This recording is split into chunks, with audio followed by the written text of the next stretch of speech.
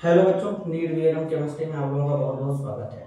तो आज हम लोग बात करने वाले हैं कुछ मेटल के बारे में। तो एक्चुअल में जो हमारे एल्कली और अल्कलाइन अर्थ मेटल होते हैं, वाटर के साथ इनका रिएक्टिविटी का सीरीज क्या होगा, इंक्रीजिंग ऑर्डर आज हम लोग समझने वाले हैं। तो चलिए उस टॉपिक को समझते हैं। कैसे समझेंगे, देखिए। तो सबसे पहले हमारा जो हेडिंग होने वाला है, रिएक्शन विथ वाटर। बहुत सारा कॉन्सेप्ट हम लोगों ने सीख रखा है, bond, angle, solubility, ionisation, enthalpy, ऐसे बहुत सारे कॉन्सेप्ट, और उसमें से एक ये भी है। तो सबसे पहले जो हमारे पीरियोडिक टेबल में जो ग्रुप नंबर फर्स्ट के एलिमेंट होते हैं, अगर हमारे पास पीरियोडिक टेबल है तो पीरियोडिक टेबल में 4 ब्लॉक होते हैं। अब जिसमें से अगर हम बात करें तो हमारे जो यहाँ पे एस ब्लॉक होते हैं, एस ब्लॉक में 2 ग्रुप आते हैं, एल्कली मेटल और दूसरा आता है एल्कलाइन अर्थ मेटल। अब जो एल्कली मेटल होते हैं, जैसे कि हमारे पास लिथियम है, सोडियम है, पोटेशियम है, रुबिडियम है, सीजियम है, फ्रांसियम नहीं ले रहे हैं क्योंकि वो रेडियो एक्टिव होता है। एल्कलाइन अर्थ मेटल में जैसे कि हमारा बेरिलियम जो होता है, बेरिलियम है, मैग्नीशियम है, स्ट्रांसियम है, कैल्शियम स्ट्रांसियम है, बेरियम है। ठीक है, रेडियम नहीं लेंगे क्योंकि वो हमारा रेडियो एक्टिव एलिमेंट होता है। अब देखो यहाँ पे ये हमारे हो गए। अब ये जो हमारे होते हैं ये ग्रुप नंबर फर्स्ट में आते हैं। कौन से? ग्रुप नंबर फर्स्ट में आते हैं, और ये ग्रुप नंबर सेकेंड में आते हैं।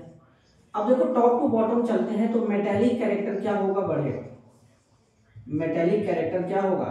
टॉप टू बॉटम चलने पर दोनों के केस में क्या होगा? बढ़ेगा। क्यों? क्योंकि जैसे जैसे नीचे जाएंगे, नंबर ऑफ सेल बढ़ेंगे, तो इलेक्ट्रॉन डोनेट करने का जो टेंडेंसी होगा बढ़ जाएगा। खास बात, इधर वाले सारे मेटल हैं, इधर भी सारे के सारे मेटल हैं, लेकिन अगर हम बेरिलियम के बारे में समझे तो ये एम्फोटेरिक मेटल होता है। एम्फोटेरिक मेटल का मतलब होता है कि जो एसिड और बेस दोनों के साथ रिएक्ट कर ले, तो ऐसे मेटल को एम्फोटेरिक मेटल कहते हैं। और इनके जो ऑक्साइड और हाइड्रोक्साइड होते हैं वो भी एम्फोटेरिक नेचर के होते हैं, वो भी एसिड और बेस दोनों के साथ रिएक्ट करते हैं। क्लियर?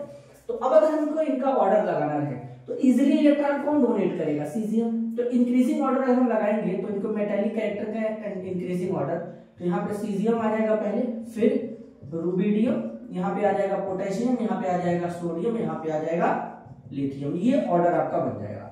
तो इनके लिए अगर हम बनाना चाहे तो बेरिलियम से आगे आ जाएगा मैग्नीशियम, मैग्नीशियम से आगे आ जाएगा कैल्शियम, कैल्शियम से आगे स्ट्रोंशियम, इसके आगे बेरियम। ये इंक्रीजिंग ऑर्डर बन जाएगा मेटेलिक नेचर का।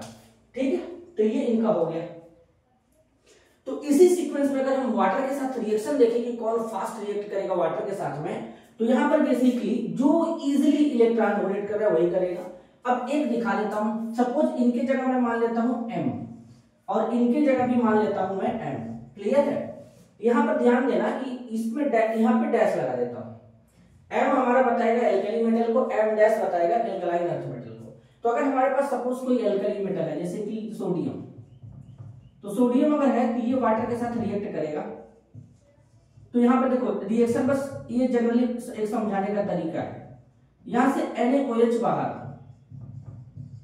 और जैसे ही NaOH बाहर जाएगा हाइड्रोजन गैस यहां पे बाहर रिलीज हो जाएगा। रिएक्शन बैलेंस है। क्लियर? तो यहां पर सपोज इन सब के जगह में मान लूं क्या?